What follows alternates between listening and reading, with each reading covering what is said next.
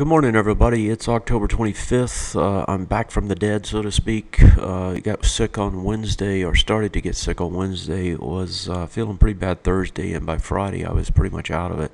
Have been the last 2 or 3 days, just starting to get back into it today.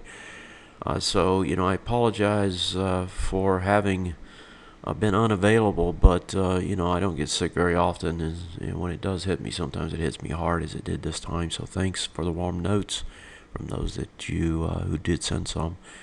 As far as what happened last week, essentially this market just kept going up. Tech was leading away, up 3%, almost doubles its gain on the year.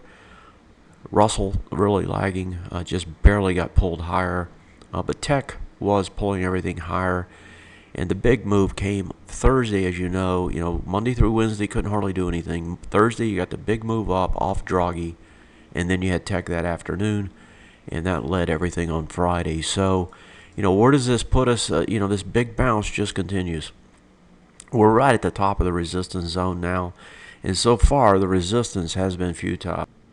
I'm going to start where it's the strongest, and that's the NDX, right? And you had on Thursday Microsoft, Google, and Amazon. And all three reported. All three got big bumps up, almost 10% each. They're all the heavy weightings, other than Apple, right? Those are like the top 3 out of 5. And they led this market on a huge ramp, 2.5% on Friday. The weird thing about it is there was nothing else on Friday. In other words, nobody else was leading. It was just these guys. It was kind of a narrow advance. And if you go look at some of the statistics on that, you can see what I'm talking about. I mean, advancers and decliners on Friday, it was 57-40 on the NYSE, 52-42 on the Amex. This is a very weak showing, if you will, for that kind of a move that took place on Friday in things outside of technology and the NDX. If we expand it to show the NDX, right, or NASDAQ, you can see it was a 2-to-1, but everywhere else, not even close.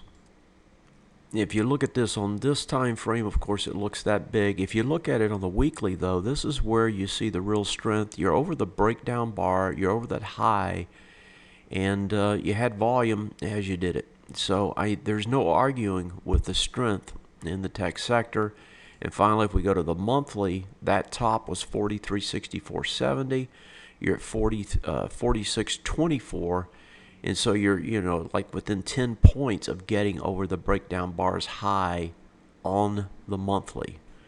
I don't think you could ask for much more of a strong performance elsewhere, or at least in that sector, right, or that index.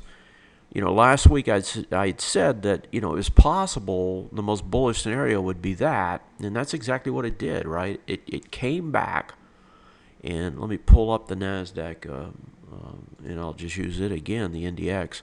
It came back very slightly right here, right, and then the thrust forward, and that was the most bullish scenario you could imagine. If we move over to the S&P 500, you can see it here. Just like we got a little pullback there and a spike up, we got the little pullback and then the spike up as well. And that's what that was the most bullish scenario you could think of, and that's exactly what happened. Why? Well, it was the central bankers again, primarily. It was Draghi on Thursday morning telling us that they're going to do more QE in December. China also lowers their rates. And then we had the big three, trifecta out of Microsoft, Google, and Amazon on earnings that evening. So you got the big push on Thursday off of Draghi, and then you got the follow-through off the tech earnings the day after. If this breaks through all this resistance, right, and there's heavy odds that it won't.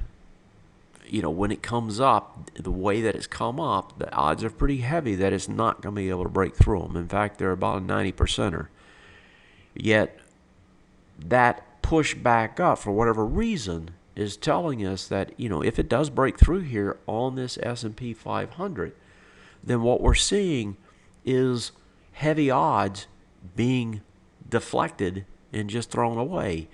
The top here, the number in my book is 2076.61. You're right there, 2075.15. If it gets over this and stays for a couple bars, then it's done what it needed to do from a bullish perspective and is essentially negated all of the down that was in place and turned it back more towards sideways at worst, right? And potentially more up to come. And so I can't look at this kind of a move, bury my head in the sand and say, oh, well, it's still going to turn down. Maybe it still will. But, at this point, they got me wondering. To be quite honest with you, they got me wondering. We're right there. Let's see if they can get over it or not. So that's the way the S&P looks. If you pull it back, your higher hurdle here on the weekly is up above there. But do notice that this swing point lows high. This was one of the 4 that broke. That was 2072.40. You're over it. You stay over it for more than a bar. Usually that means something. And right now, this one's over it. So the lowest hurdle that was out there was the 72. The biggest one is the one out here is the 77.85. And where 77.6 was the number on, or 76 was the number on the daily. So with this break, this push higher, this uninterrupted march up, right, continuance now becomes what's important. Can they push it again? Can they keep this thing going? Because, it's made the most difficult journey already, and that was to make this push. And, I'm sure a big part of this was the huge negativity that was already out there and the expectation that this thing would roll back over. And when it didn't, each time they had to short cover. So though it's hard to imagine, that this is going to turn back, I want to go back to the weekly over here, and I want to point out that, if you look at it from a classical perspective, right, this still could be just a head and shoulders move. In other words, this big move up could be nothing more than the formation on a classical perspective of a push back up to create the right shoulder. If we look at it on the neoclassical view, right, it's coming back up to do the full retest regen. I've got it here on the weekly. It just barely got over it on Friday. If it stays over it for more than a bar, then I would agree that yes, it's going to probably at least go sideways, maybe higher at worst from a bearish point of view. But right now, on a neoclassical view, this thing has come all the way back up to do the full test. And even though that itself is happening, it's not the most likely scenario usually. Usually you don't. Well, actually on the weekly, it's actually, here it's okay, because here it did the test, fell back, and now came back the second time. It's really on the daily, if I go back to the daily, that it's done something it usually doesn't do, and it's 60 bars over already, but that push back up here that just pushed straight up into it, the 2045 numbers where it started, to get all the way up in there and then to continue higher to the other side of the retest regenerate zone is an unlikely scenario, right? That's less likely, and it's already done that. So a lot more strength here than I would have expected. But if you're in this business long enough, you'll see almost anything and everything happen. And that's exactly kind of what we're seeing here. Technical positives, it's got to be the NDX, right? It trades above the breakdown bars I just showed. Suggestion now is that this thing's for real, and it's simply not going to just go away. If you look at that ABCD structure that we'd mapped out before, and I'll come back and I'll use the NASDAQ since I haven't shown it yet. The ABCD structure here that we talked about before that was in place, right, was a push to there on the NASDAQ. It's already accomplished it. If we go over and pull up the NDX and look at that one, and I'm going to use the weekly on this one because that's what I'm projecting here, and we take that projection and say, okay, what is it doing on a longer term basis, right? That projection from here back and then back up, which would take it over the highs, And if you look at those numbers, right, those numbers take it to 47.63. It's at 46. It's another 3%. So if this really does fulfill on that intermediate term time frame, then we're going to see still another 3% to the upside, and that's on the strongest one that has already moved the farthest. Earnings ended up being a catalyst higher, and the first trend transition now has happened on these indexes on the weeklies. It's happened in technology, which is where you would expect it, right? Confirmed sideways now. You're still bearish everywhere else. Remember, when you see 2 to 3 of these start to turn, usually the rest are going to follow. You saw it over here on the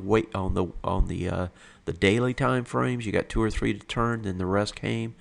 If they can do it here, in other words, if you can hang up here long enough and you start breaking some more swing point highs, then this whole bearish scenario just kind of goes to the wayside one more time, and you have to start thinking up for sure again, versus right now it's still a little bit more tentative than that. This could be just the big bounce that sucks everybody back in, and then it turns and heads back down. But, you know, I never want to be so adamant about a view that I don't recognize the other side of the trade. You know, that's a recipe for getting hurt. And so at this point, what do I have to say? I have to say, hey, you know, there's still the possibility, even though it looks bleak right now, for the bears to actually still win this thing. But at the same time, it won't take much more evidence to tell me that the bears have lost once again and that the bulls really do have control and are going to take this thing higher and even higher. Let's go back to the notes here. That trend transition, and the S&P now has overcome one of those 4, and I showed you that already. What's the negatives? The Russell. The Russell can't even move. I mean, if we look at the Russell, it still can't even get over the first swing point high it's built up. Now, if it does, it's going to make a quick run up to here. As a matter of fact, if you're looking for some place to trade, this would be the spot. Now, one thing I wanted to do, but I just haven't had a chance, is to go and look at the makeup of the Russell, right? My guess is that a lot of the XLB, XLE type names are in this index. And you know it's a very equal weighted index. I think the largest weighting is less than 2% in it. And I think there's a large group of names that are in very beaten up sectors that is reflected in the index itself. We'll see if it can get over this. If it does, it'll make a nice spike higher. But so far, the Russell isn't confirming anything on the upside. I already showed you the breadth numbers, right? They look terrible. Compared to what we saw in terms of price, you got no breadth on Friday. And for such an extremely, big move up, it was a very narrow technology-driven move. And then last week I had mentioned this ideal that on an intermediate term basis, right, this still could be the last escape type move on the bounce. It's an unlikely, or it feels like an unlikely scenario now, but you got to keep it in the back of your mind because it really still could be what's happening out there, which I just showed. Fundamentally, we all know what happened last week. It was China, it was Europe, it was central banks. And then we had tech earnings actually bought, not sold. And that was the big news. Fundamentally, on the negative side, the big week for earnings is this week. We're going to see if they're going to aggressively buy them or not. I suspect they're not. If you look at what's happened so far, most companies cannot grow revenues, period. Right? They're living off margin increases and financial engineering. They can't grow the revenues, therefore they can't grow their earnings. And so if you can't grow those things, you're either going to have to expand your PEs or you're going to have to get better margins on what you're selling so that you can make more money. Most companies are struggling to make more money. Next thing, Fed rate decision, right? This decision this week seems as if they're probably still not going to be able to make up their mind. And if they can't, that's probably a negative. Unless they somehow magically decide that they can't raise rates, it's going to be a negative. And I suspect that's not what we can expect out of them. And then dollar strength. With China devaluing, with Europe devaluing, with everybody else now going to have to devalue, what does that do? Pushes the dollar higher. That's going to hurt commodities. It's going to hurt those groups that have been hurt all along, and that's the XLB, the XLE, right? Those groups are still going to suck air. You've got two other groups now that are really priced to perfection, so to speak, and that's the healthcare sector, and those are struggling. So now you're down to technology and financials mainly. And if the Fed's not going to raise rates, the financials aren't going to do very well. So you've got the dollar strengthening on you, which we know puts pressure in the longer term against earnings, right, on all these multinationals. And so this dollar strength is actually going to be a problem. It's a boon at first, but then it becomes a problem. And I think that's fundamentally another negative out there down the road. Last week we were looking for two things, and one was, were we going to see that post-options selling materialize? It kind of looked like it Monday through Wednesday, but by Thursday it became a foregone thought that it wasn't going to take place. And then the overhead resistance, right, that we expected, even though there's a hair of it still remaining, it's clinging by its fingertips at this point. And then, until Thursday, it also looked likely. But now it certainly looks a little less likely than it did last week. What do we expect this week, or what am I looking for? I'm looking for three things. The S&P, can it get over that breakdown bar? In other words, can we get over this high or not? That's the test, and stay over it for a couple bars. If we do, I'm going to have to change my hat and expect higher prices instead of some sort of a pullback. Russell, is it going to break higher or not? Same thought. And then if you think about what can move things this week, it's really the Fed and Apple. Apple's got earnings coming up on Tuesday. The Fed's on Wednesday. Another, a duet taking place, just like the one last week with the ECB and then the tech earnings afterwards. You got the tech earnings first now, the Fed afterwards. Apple has struggled. Now, yes, it can move back up, test the highs, and blow them away if the earnings are just great. But if they're not, I think Apple's already priced in its move again. It's already back up to resistance. Let me pull up the Apple chart. Here's the move up, got over swing point highs, got the little burst as a result off of the big tech earnings. But if you look at it here on the weekly, right, Apple now also has set up an ABCD structure just like we were looking at before. So if Apple does surprise us with even better earnings than most people project, and believe me, they're projecting big earnings already, then it could go up here and attack all these highs and get over them, right? And that would be, long-term big stuff. The problem is that Apple first has to get back over, these swing point lows and stay over them, right? To get rid of the bearish retest regenerate that exists for it. And so when I'm looking at Apple and I'm looking at their earnings, and actually let me redraw that correctly. I've got it drawn wrong. It's really this swing point low, right? So for them to really burst higher, they need to get over this swing point low and blow it away. And then that would say, yeah, they're going to new highs. And so Apple's in the same boat that we've seen elsewhere. We need to see it get over that retest regen on the bearish side. And they're back up into the area now. This is the breakdown bar to where, they've got another, $3 from about 1919 to 22. Excuse me. So that, for Apple, is the story. So Apple's going to be a big number. And then, of course, whatever the Fed does is going to be a big number as well.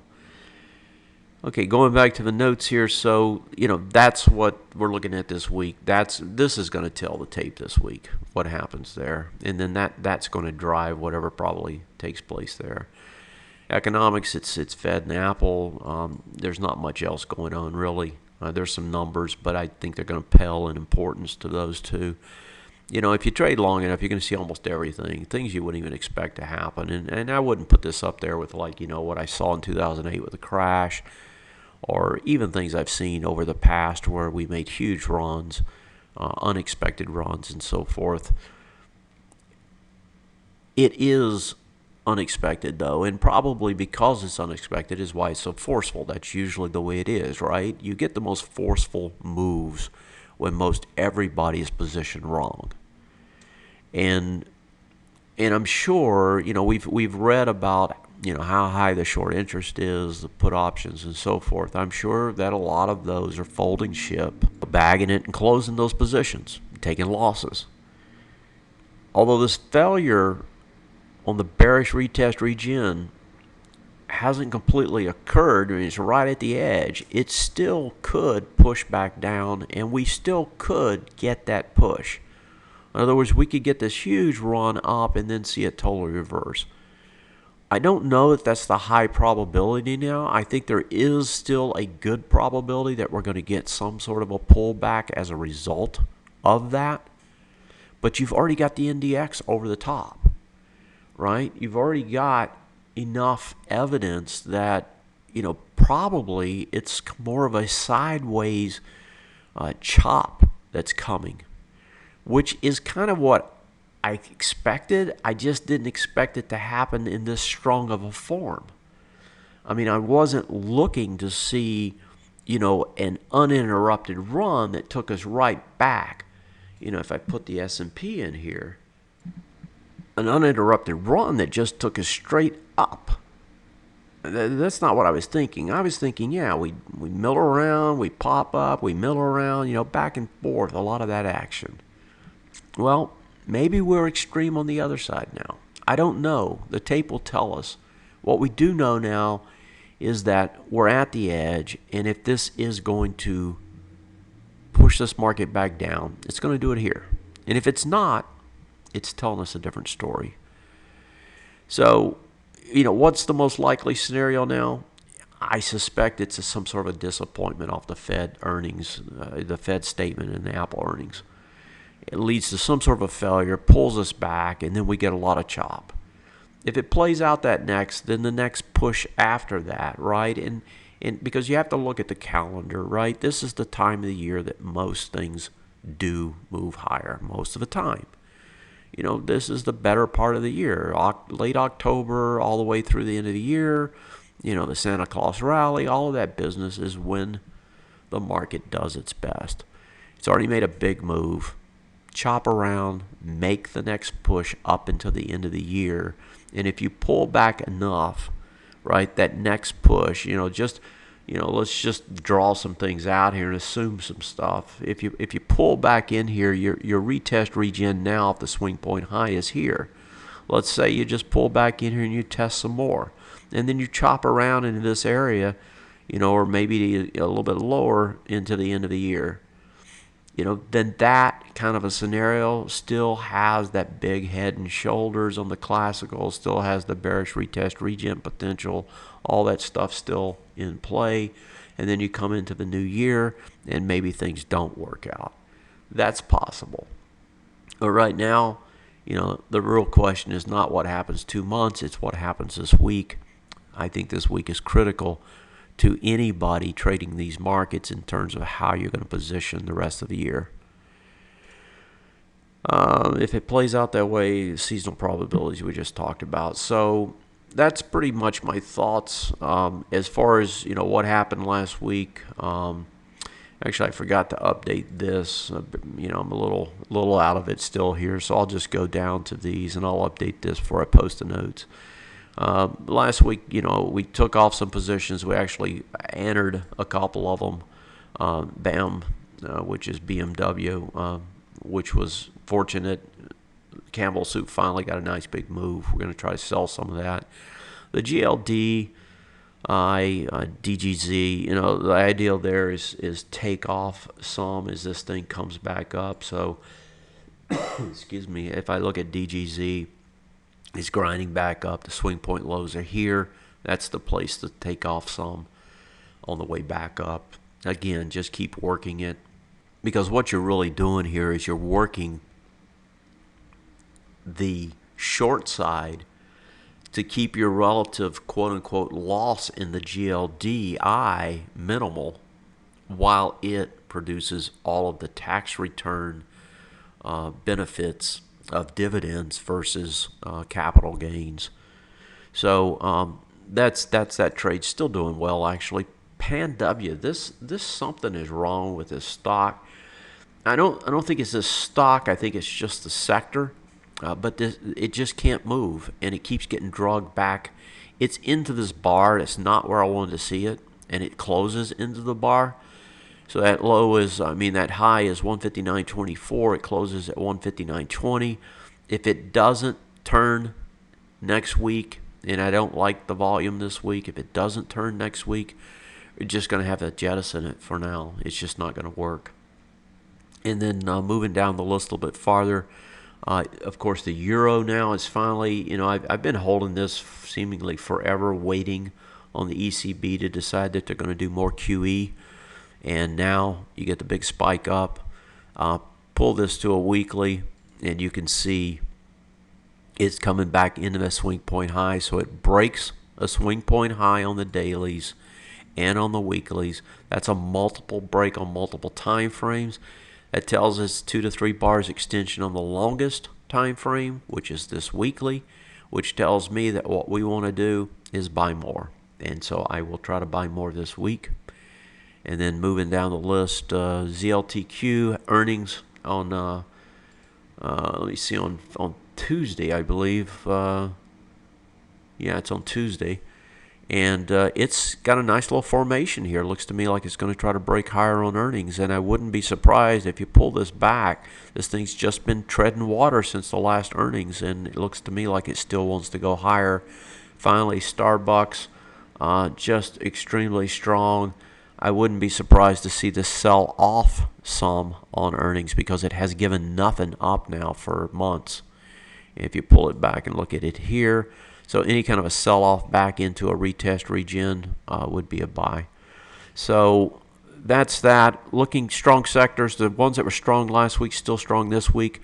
This last week we only had hack as the weak ones. We have more now. We've got healthcare, energy, pharma, biotech, retail. Surprisingly, retail is weak. Is not what you would expect, and a lot of that, of course, was Walmart. You're going to get a lot more earnings in that sector this week, so that will be another key sector. The sectors that drove the market higher were primarily retail, tech, not so much financial, although financial wasn't hurting, but those two, right? Especially technology and retail. Oh, and excuse me, healthcare. If that mix is changing, somebody else is going to have to pick up the baton. If they don't, this market's not going to go that much higher. It's going to look like it's going to take off, and it's just going to die on the vine. So it's important to watch the mix. And if retail really has played itself out, and if we see that from places other than Walmart, then that's something else that we really have to pay attention to, because that's one more leg off the wooden chair. Folks, I appreciate you bearing with me here. I know I don't sound that well, but I wanted to get through all this and give you my take on where we're at. I'll be back at work tomorrow. I won't be as active because I'm still not quite there, but hopefully sometime this week I'll be fully mended and everything be back to normal. Thanks a lot. Appreciate it. If I can help you, let me know. Thanks. Take care. Bye.